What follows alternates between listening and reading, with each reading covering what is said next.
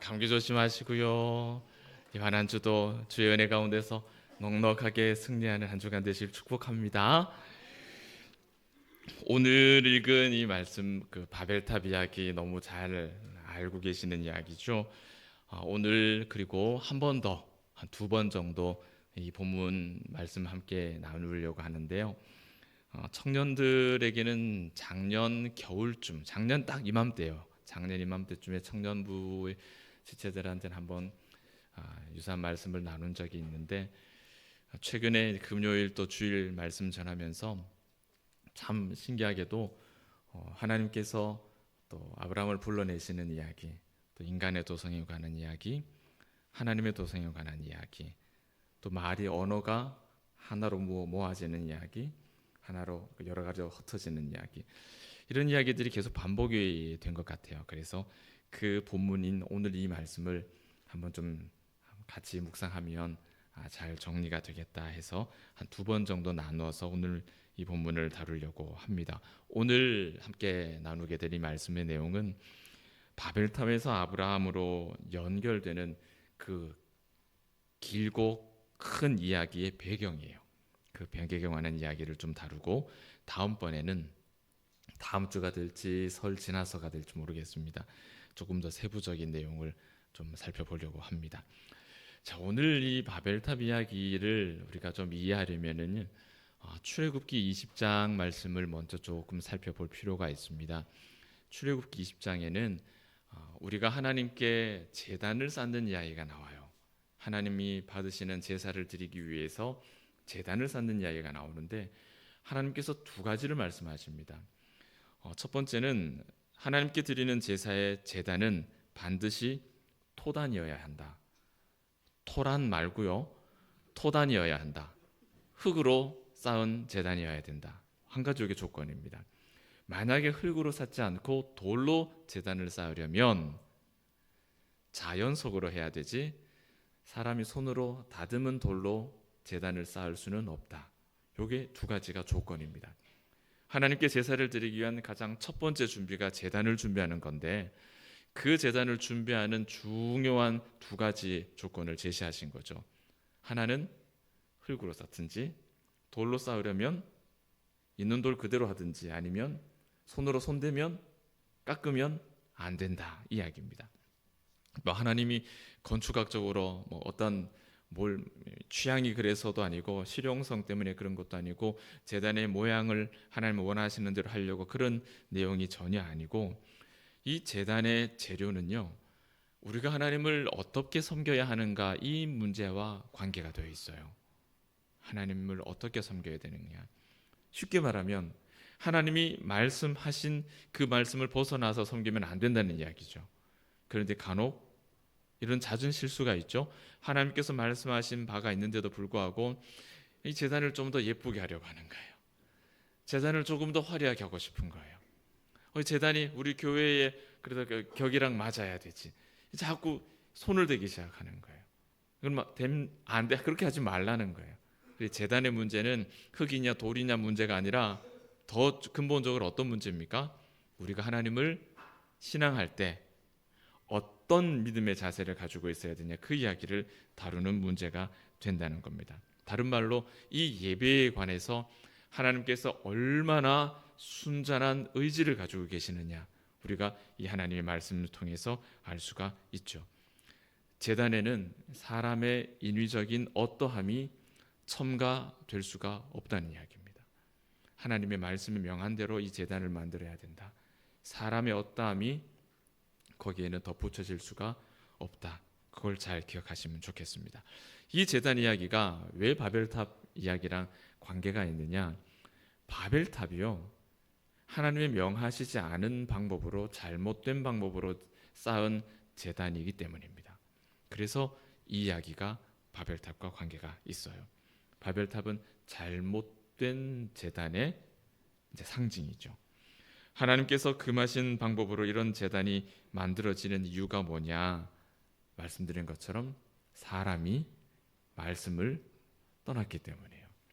사람이 하나님을 떠났기 때문에 하나님께서 명하시는 방법대로 하지 않는 겁니다. 우리는 오늘 이 말씀을 통해서 하나님의 백성이 하나님을 떠나게 되면 그 삶의 방식과 모양이, 섬김의 방식이 어떻게 변질되는지 오늘 이 바벨탑을 통해서 발견할 수 있습니다. 오늘은 1절에서 4절까지 내용을 중점적으로 다룰 텐데, 하나님을 떠난 사람들이 쌓은 인간의 도성 바벨탑이죠. 신할과 이 바벨탑, 그리고 하나님께서 신실한 자에게 약속하신 거룩한 하나님의 도성에 관한 그 첫 이야기를 오늘 말씀을 드리려고 합니다. 먼저 2절 말씀을 보시면은 바벨탑을 쌓은 사람들, 그들이 어디에 지금 정착을 한 겁니까? 신할 땅에 정착을 했죠. 신할 땅. 여기서 말하는 그들, 이 신할 땅에 정착한 사람들은 창세기 10장 말미부터 소개되는 사람들입니다. 누구냐 하면은 노아의 세 아들 중에 언약 백성에 이렇게 연결되어 있는, 하나님의 구속사의 그 역사에 연결되어 있는 아들은 누굽니까? 세 아들 중에 S로 시작하는 거예요. 셈이죠. 셈 후손입니다. 이들은 셈 후손입니다. 경건한 백성이죠. 언약 백성이 될 셈의 후손들입니다. 자, 셈의 후손들이 신할 땅에 정착을 했어요. 요거 잘 기억해 두세요. 경건한 언약 백성, 구원받는 백성이 신할 땅에 정착을 했다. 잘 기억해 두세요. 경건한 후손이 신할이라고 하는 땅을 만난 거예요. 자, 그럼 신할이 어떤 땅이냐? 신할 땅에 대한 정보는 창세기 10장에 쭉 나오는데, 한마디로 신할 땅은요, 니무롯이라고 하는 사람의 나라예요. 니무롯의 나라. 이 니무롯이 뭐냐? 셈의 자손이 아니고, 니무롯은 언약 백성이 아닌 반대, 아버지를 욕보임으로 인해서 저주받은 함의 후손입니다. 좀 전에 제가 뭘 기억하라 했습니까?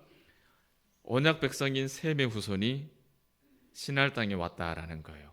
자, 신할 땅은 누구 땅이라고요? 저주받은 함의 백성의 땅이에요. 뭔가 정상적인 그림입니까? 뭔가 좀 약간 수상한 냄새가 나는 그림입니까? 좀 수상한 냄새가 나죠. 이게 문제가 있는 거죠. 자, 니므롯은 용사고요, 사냥꾼입니다.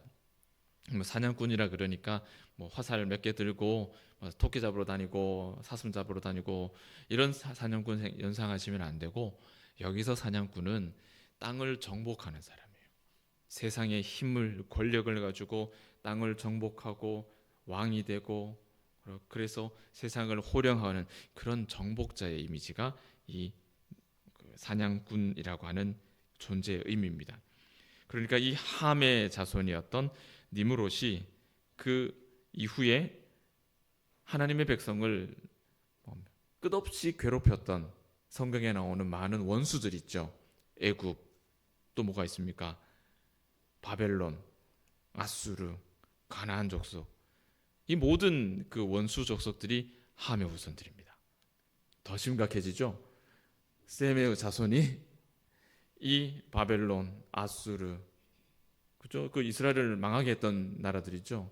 가나안, 애굽, 이들의 땅에 와서 정착을 하고 있다는 겁니다. 자, 이런 니므롯으로 인해서 이전까지의 세상은 완전히 달라집니다. 니므롯은 사냥꾼, 정복자, 힘의 논리로 이제 살아가는 사람이라 했죠. 그런 세상이 되는 거예요. 그런 세상에 하나님의 백성 뭘로 사는 사람들이에요?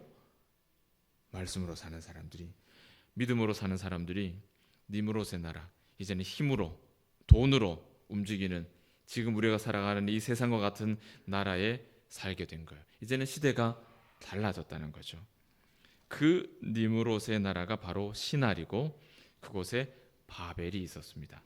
그러니까 바벨탑 이야기에서 우리가 기억해야 할 것은 이 신할 땅이 니므롯이라고 하는 제국, 그 중심, 세속의 중심, 힘의 논리로 다스려지는 세상의 중심, 그곳에 언약 백성이 둥지를 틀었다. 그렇게 기억하시면 돼요.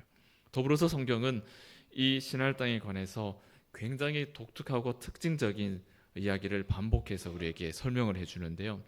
다니엘 1장을 보시면은 유다가 멸망할 때 바벨론 왕이 이제 멸망시키고 난 다음에 하나님의 성전에 있는 성전의 기물들을 빼앗아다가 바벨론에다가 둡니다. 성전 기물을 바벨론의 기물을 그 성전에다가 두는 거예요. 우상의 신당에다가. 그리고 스가랴 5장을 보면 하나님의 계명을 무시하고 악을 행했던 음녀, 그러니까 타락한 교회들이 나중에 무슨 짓을 하느냐, 신할 땅에 가서 자신의 성전을 세운다라고 말합니다. 그러니까 신할 땅은 뭐와 관련이 있어요? 성전 개념이랑 또 관계가 되어 있는 거예요.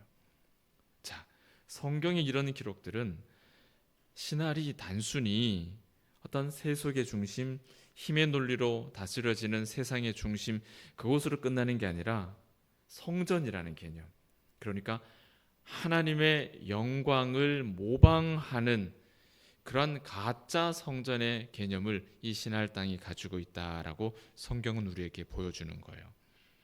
신할은 예전에 한창 유행했던 그 휘발유 말고요, 뭐 있었습니까? 신나, 가짜 휘발유, 그죠? 유사 휘발유. 그 유사 휘발유 넣고 그 차 타신 분이 꽤 있으실 것 같은데, 뭐 겉으로 보기에는 차 잘 굴러갑니다. 뭐 연비가 더 좋다는 분도 계시고, 예, 겉으로 봐서는 아무도 몰라요, 이게 뭔지.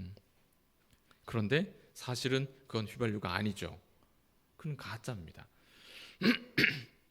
사람들이 자신의 유익을 위해서 만들어 놓은 것일 뿐이에요. 이렇게 조합해 놓은 것일 뿐이죠.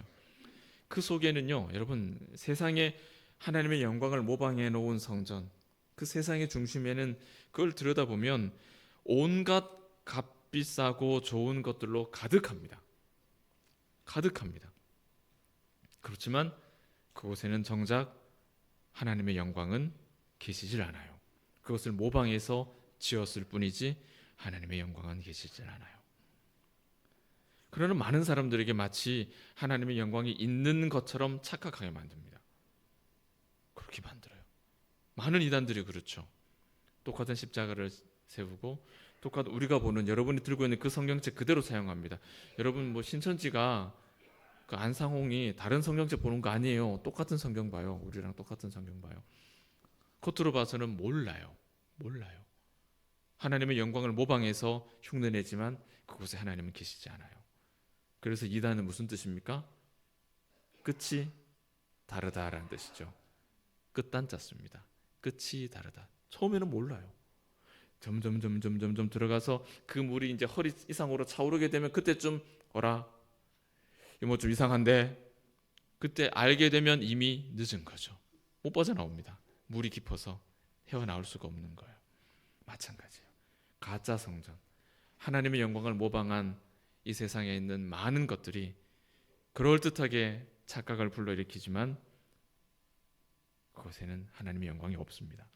바로 이런 땅에 언약 백성인 셈의 후손들이 들어와서 지금 뭘 하고 있습니까? 하나님께서 금지하신 방법으로 손으로 다듬은 돌로 제단을 쌓고 있는 거예요. 그 제단을 통해서 하나님이 영광을 받으십니까? 받지 않으십니까? 안 받으시는데도, 그 제단에 하나님께서 임하지 않으심에도 불구하고 언약의 백성이 저주의 땅에 와서 하나님의 명하지 않은 방법으로 하나님을 만나겠다라고 그렇게 제단을 쌓고 있는 거죠. 이것이 바벨탑이에요. 정리를 합시다. 경건한 셈의 우손이 세상의 중심, 힘의 논리로 살아가는 신할 땅에 와서 바벨탑을 세웁니다. 신할은 힘과 세속의 세계죠. 니므롯의 나라입니다. 니므롯은 저주와 멸망이 예언된 함의 후손입니다. 그러니까 바벨탑은 셈의 후손인 신자가, 믿는 자가 함의 후손인 저주받은 땅에 들어가서 세운 하나님을 모방한 가짜 성전인 거예요. 그것이 바벨탑의 정체예요. 본문 4절을 보십시오.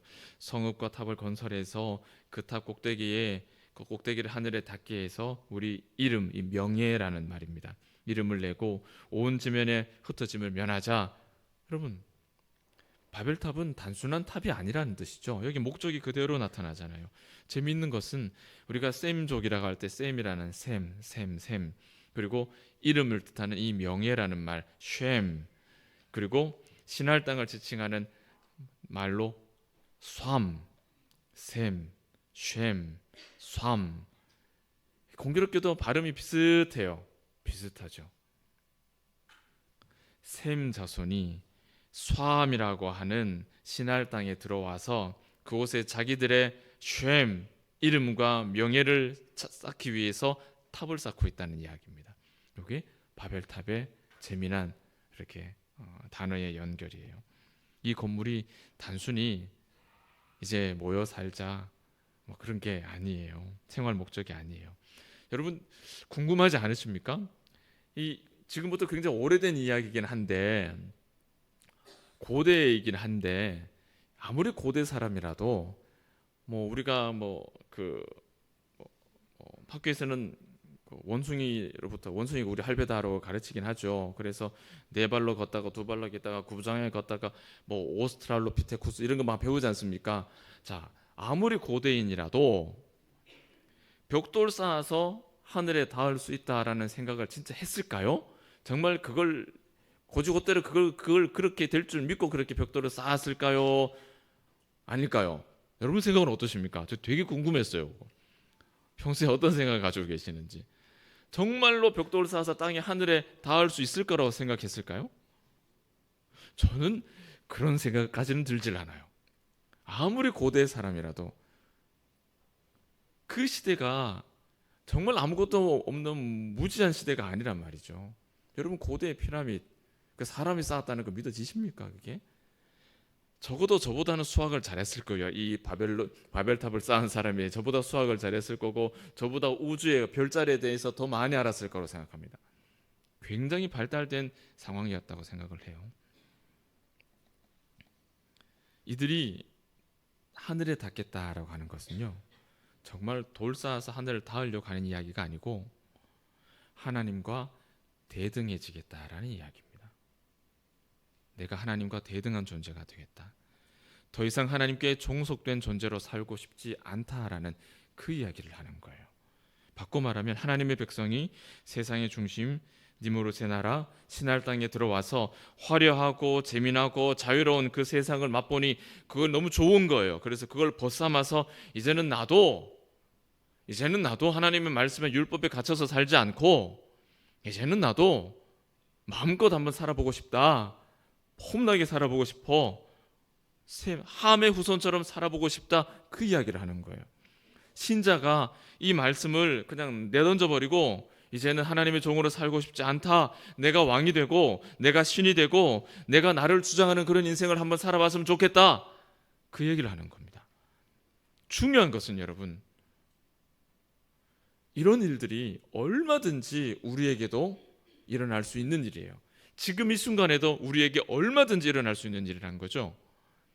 언약 백성인 셈의 후손이 세상의 중심에 둥지를 틀면, 우리 신자가 저 세상에서 둥지를 틀어버리면, 신자가 세속의 시대 정신에 함몰되어서 살아가기 시작하면 그때 우리는 바벨탑을 쌓기 시작하는 거예요. 내 마음속에서, 내 가정 안에서, 내 교회 안에서, 내 직장 안에서, 내 관계 안에서 바벨탑은 조금씩 올라가는 겁니다. 교회가, 신자가 로마 제국과 같이 힘을 과시하려고 하고 블레셋처럼 풍요의 신을, 바알을, 그 우상을 붙잡을 때, 바로 그때 신자의 땅에 하나님의 영광을 모방한 가짜 성전이 만들어지기 시작해요. 그 가짜 성전이 내 눈에 보이기 시작해요. 인간의 도성이 보이기 시작하는 거예요. 인위적으로 사람이 손댄 하나님을 향한 제단이 만들어지기 시작하는 거예요. 그 제단을 하나님이 받지 않으시는데도 불구하고 말씀을 던져버렸으니 기억이 없죠. 바벨탑이 세워지는 겁니다. 하나님을 모방하고 있기 때문에 겉으로 보기에는 믿는 자처럼 보여요. 그렇게 행동해요. 그러나 정작 그 마음속에 하나님은 계시질 않습니다. 왜 그렇습니까? 말씀을 떠나 있으니까요. 명하지 않은 금한 방법으로, 하나님께서 금한 방법으로 제단을 쌓고 있기 때문이죠. 노아 시대에 인류가 심판을 받았습니다. 그리고 이 바벨탑 시대, 오늘 읽은 이 말씀은 노아 시대의 백성들의 그 실패가 반복되고 있는 거죠. 그래서 오늘 심판받고 있는 거예요. 이런 일들이 우리에게도 얼마든지 일어날 수 있다. 어쩌면 지금도 내가 하나님의 도성이 아닌 인간의 도성에 발붙이고 살고 있을 수도 있어요. 바라기는 우리가 이 노아의 그 실패를, 이 바벨론 신할 땅에서의 셈 후손의 실패를 우리는 반복하지 않기를 바랍니다. 그 실패가 우리에게 반복되지 않도록 하기 위해서 신자가 시대 정신에 물들어서 하나님을 떠나서 인간의 도성을 건축할 때 하나님께서는 가만히 계시지 않죠. 인간의 도성이 막 올라갈 때 하나님께서는 어떻게 하십니까? 다른 도성을 준비하십니다. 그 도성이 뭐예요? 거룩한 하나님의 도성입니다. 인간의 도성을 보시면서 이거 아닌데, 그거 아닌데, 그러면서 이 편에 하나님의 도성을 만들기 시작하세요. 이들과 맞설 하나님의 나라. 그래서 등장하는 이야기가 창세기 12장에 이제 셈의 후손이었던 데라와 그의 아들 아브람의 이야기가 나오기 시작하는 거예요. 아브람이 갑작스럽게 창세기 12장에 믿음의 조상으로 뚝 떨어지는 게 아니고 창세기 10장, 9장, 10장, 11장 이 노아 이야기부터 저 앞에서부터 쭉 이어오는 그 하나님 언약 백성의 이런 잘못된 타락, 인간의 도성이 자꾸 만들어지는, 하나님이 명하지 않은 방법으로 자꾸 엉뚱한 짓을 하는 그런 상황에서 하나님께서 브레이크를 걸기 위해서 등장시킨 인물이 아브라함입니다. 창세기 11장 31절과 12장 1절에는 하나님께서 하나님의 도성을 어떻게 시작하시는지 그 첫 시작을 우리에게 정확하게 보여주시죠. 그 첫 번째 단추는 인간의 도성을 떠나는 거예요. 그래서 하나님께서 데라와 아브람을 나와라, 떠나라 하시는 거예요. 떠나는 거예요. 그것이 우리가 해야 될 첫 번째 일이에요. 데라와 아브람은 갈대 우르와 하란을 떠나야 했습니다. 우르와 하란은 바로 하나님을 모방해서 지은 성전이 있는 곳, 하늘에 떠 있는 달신을 섬기는 곳이 우르와 하란입니다. 바벨론 땅이에요. 바벨론 땅. 바벨론, 그 가짜 하나님의 영광을 모방한 가짜 성전에서 너는 나와라. 그 말을 듣고 아브라함이 나오는 겁니다. 나오는 것이 첫 번째 해야 할 일이에요. 그리고 그 도시를 떠나는 아브라함에게 하나님께서는 기업을 약속하시죠. 하나님의 거룩한 도성을 너에게 줄 것이다 약속하십니다. 그 언약이 조금씩 성취되어 가는 이야기가 이제 창세기 12장부터 저기 계속되는 엄청나게 긴 구원의 대서사시가 그렇게 연결되는 겁니다. 바벨탑에서 시작해서 지금 이제 아브라함이 등장하는 이야기까지 제가 여러분들에게 설명을 드린 거예요.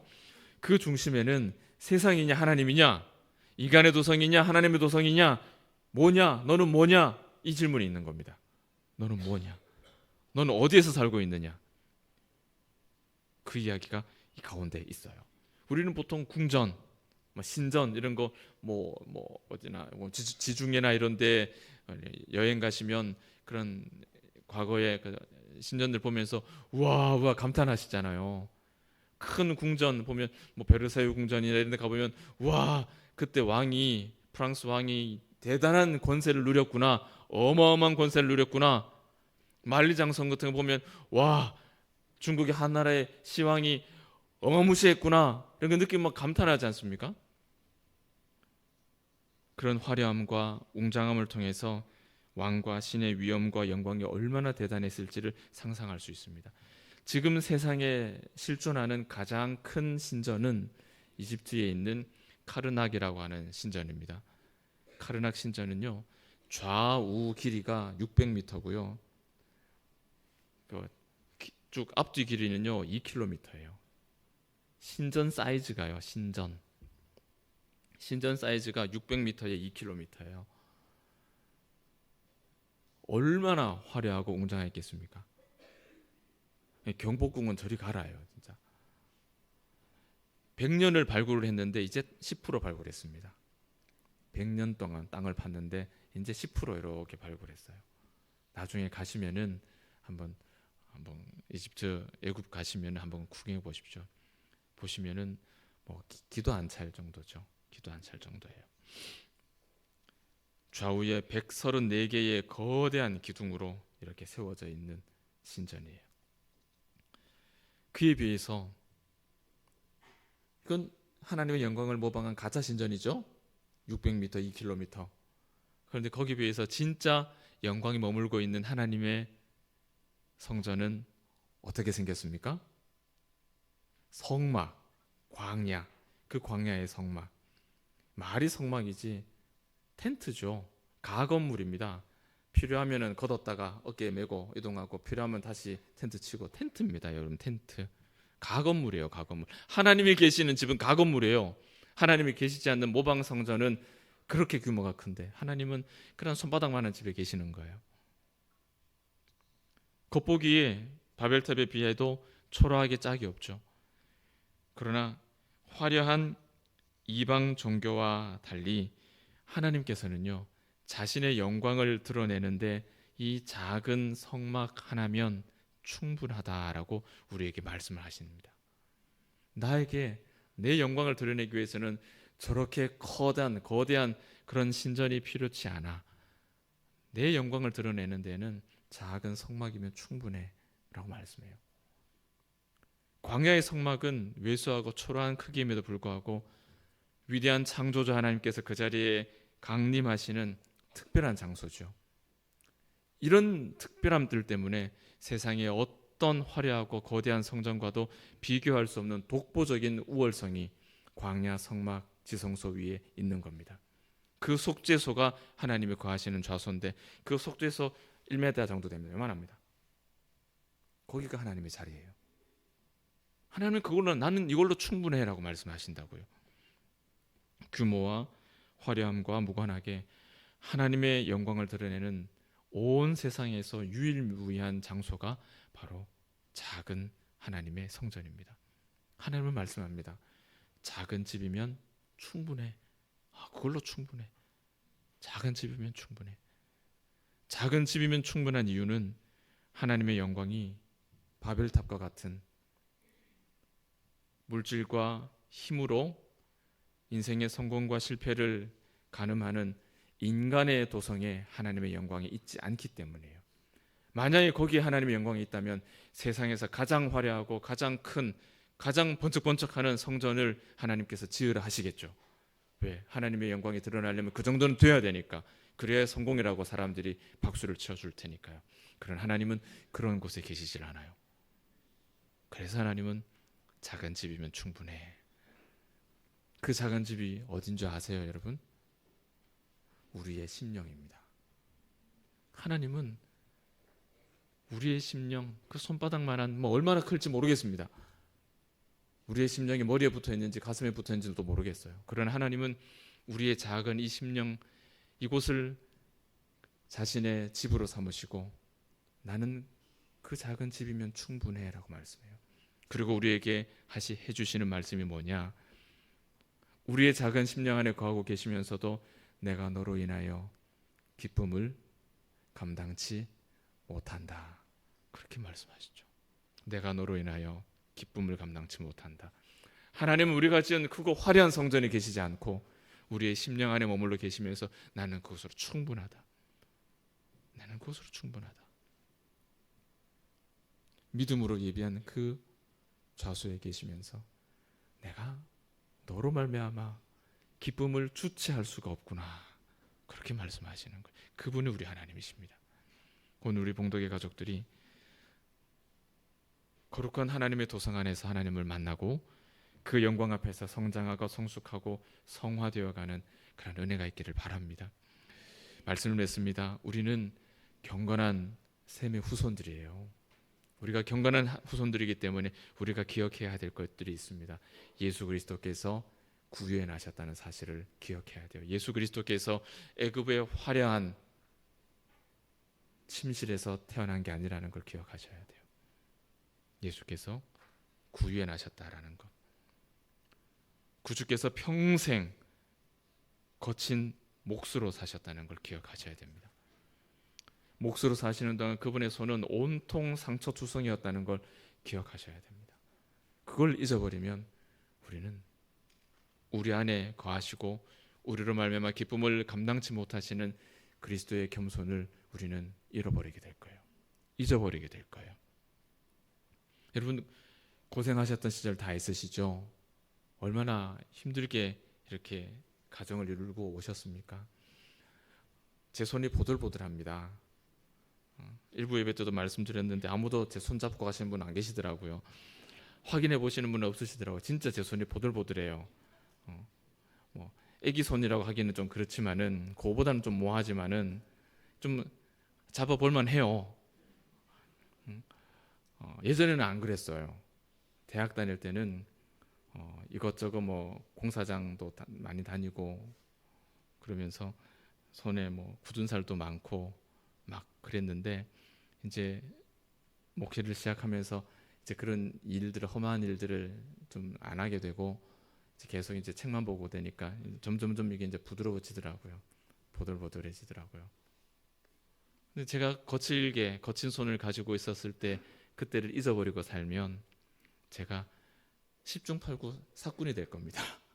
10중 8구 사꾼 되어서 살 겁니다. 그때 그 상처들, 그때 일하다가 다친 상처들, 그때 기억하고 사면 겸손해지는 거예요. 겸손해지는 거죠. 예수 그리스도의 거칠어진 그 손을 우리가 잊어버리면 그 손에 박힌 못자국을 우리가 기억하지 못합니다. 그곳에서 흐른 보혈의 피를 기억하지 못합니다. 여러분, 누구보다 거칠고 상처 많은 손을 가지신 예수 그리스도, 그분을 통해서 우리가 구원을 받았다라는 사실을 우리가 잊으면 안 됩니다. 예수님의 그 거친 삶 속에 하나님의 영광이 계셨어요.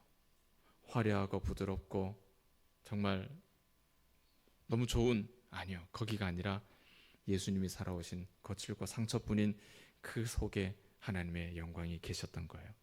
그 영광이 우리의 작은 심령에 좌정하셔서 지금 이 시간에 저와 여러분의 예배를 하나님께서 받아주시고 계신 겁니다.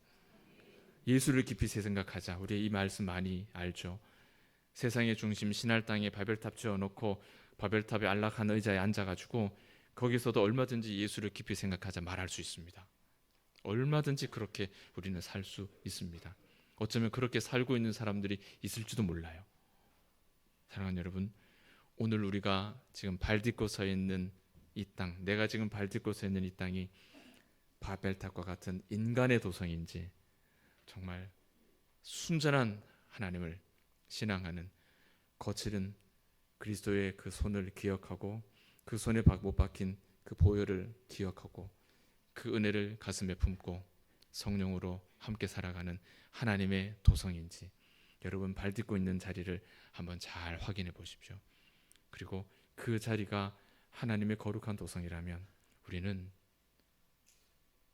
말이 필요 없는 정말 멋진 믿음으로 한 몸이 되는 아름다운 교회를 이루어 갈 수 있을 거라 믿습니다. 이 믿음 가지고 이 고백 가지고 예수님을 깊이 생각할 수 있는 복된 하루 되시길 축복합니다. 기도하겠습니다. 고마우신